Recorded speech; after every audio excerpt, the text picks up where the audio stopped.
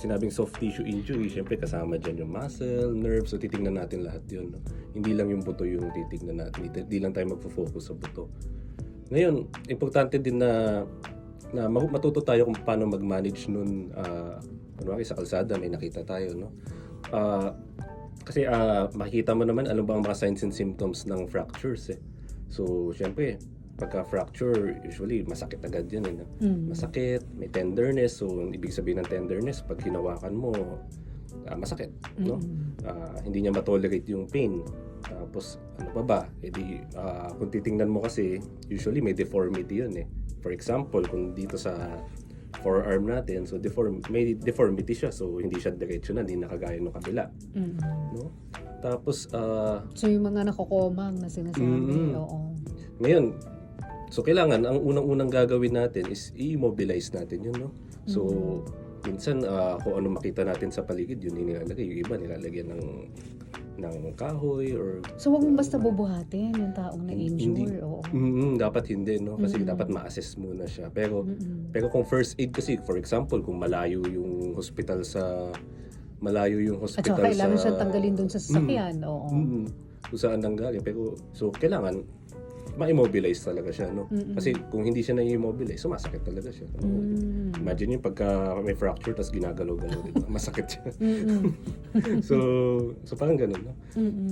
So dapat pagkakita natin, so kahit papaano i-try natin i-immobilize, lagyan natin ng konting kahoy tapos kahoy itatali mo. usually nilalagay ng mga taga pero siyempre yun na lang yung meron kasi sila eh. So, tsaka nakikita natin sa movies, di ba? Ideally sana na nalalagyan ng splint or kung ano man, pero kung kagaya nun sa mga malalayong lugar, wala na silang choice. Kung ano na lang meron, basta ma-immobilize siya, no? Kasi masakit kasi yung pagka nagagalaw. Oo. Kasi may iba-ibang tinatamaan na. Pwede yung shoulder mo, pwede yung binti mo, di ba? Kahit saan naman na part yan eh, no? Basta kailangan ma-immobilize natin pa rin. Okay. Tapos, syempre, kailangan madala agad siya sa hospital, no? After ma-immobilize, dalhin agad sa hospital, no? Kasi kailangan ma-assess siya, may mga iba-ibang klase ng fractures eh. Ngayon doon sa iba-ibang klase ng fractures na yun, iba-iba din yung management. So, kailangan madala siya sa hospital para makita ng doktor. Pero hindi lahat ng fracture kailangan lagyan ng bakal o operahan. Hindi. No? So, ang fracture kasi, so kung paano kami mag-diagnose ng fracture, medyo mahaba kasi yun.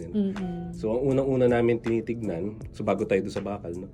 Ang una natin tinitignan, kung yung fracture ba na yun, syempre pagdating sa hospital, ini-x-ray mo na yun, di ba?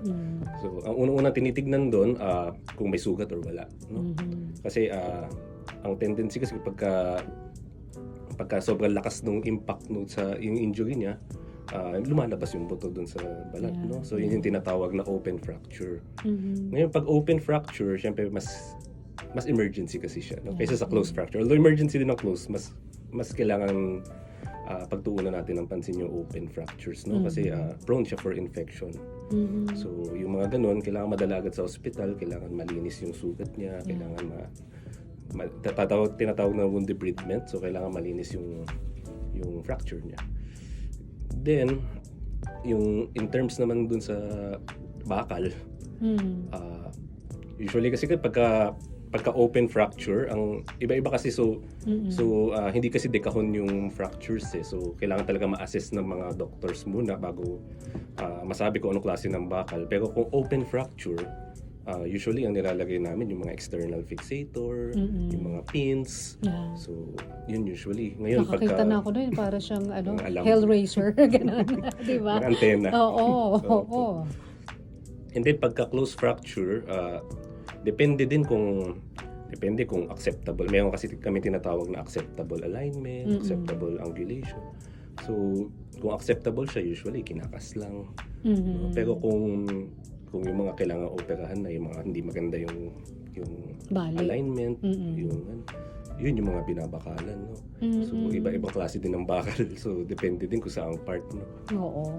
Alam mo kaya natin gusto ipaliwanag to, Doc? Kasi sa dami ng mga na-aksidente, minsan nag-e-expect sila na yung hospital, bakalan agad yung kanilang mga fracture.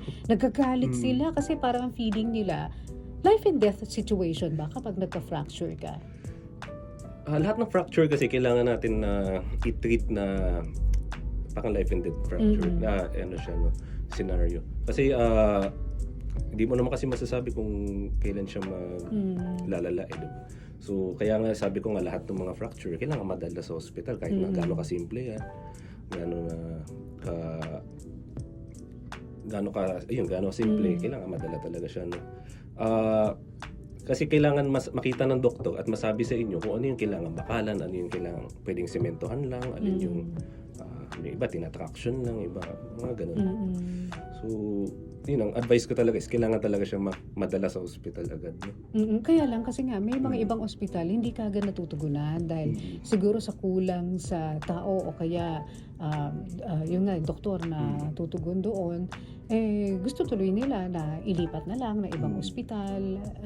Ano ba ang dapat na gawin sa mga ganung pagkakataon kung hindi matugunan kaagad yung pangangailangan ng isang pasyente? Yun nga ang sabi ko, sa lahat ng fracture kailangan ma-immobilize talaga sila. So kung for example kung malayo pa siya, so kahit yung pinakamalapit na hospital, ma-immobilize lang siya tapos dalhin siya sa mas malapit na mayroong orthopedic surgeon. Kasi yun yung problema, hindi naman lahat ng lugar may ortho. Kaya nga, yun nga. Baka, ilang mga government hospitals kasi na meron lang mga consultants na pumupunta. So, kung hindi makapunta yung consultant, hindi kagad matitingnan yung isang pasyente. So, bakit yung iba, Doc? Parang ginagawa, ibinabalik lang yung fracture nila. Yung kunyari shoulder na dislocate, gano'n. Yung kayang ibalik. Yun naman kasi, kung ano lang yung kaya kasi yung tinatawag din na yung close reduction. So yung close reduction naman, yun kagaya ng sinabi mo, ibabalik dun sa dating pwesto, no? Kasi ang iniisip ng iba reduction, parang babawasan mo. Hindi siya, no? Reduction, ibabalik mo siya sa dati, no? So may close reduction, may open reduction din na tinatawag, no? Open is, sa surgery? Open reduction is bubuksan mo na. Kasi may mga, hindi naman kasi lahat ng fracture kaya ng close, eh.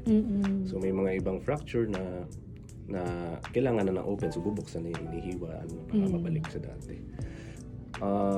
Yung mga close reduction, usually mga simpleng fractures lang yun, eh.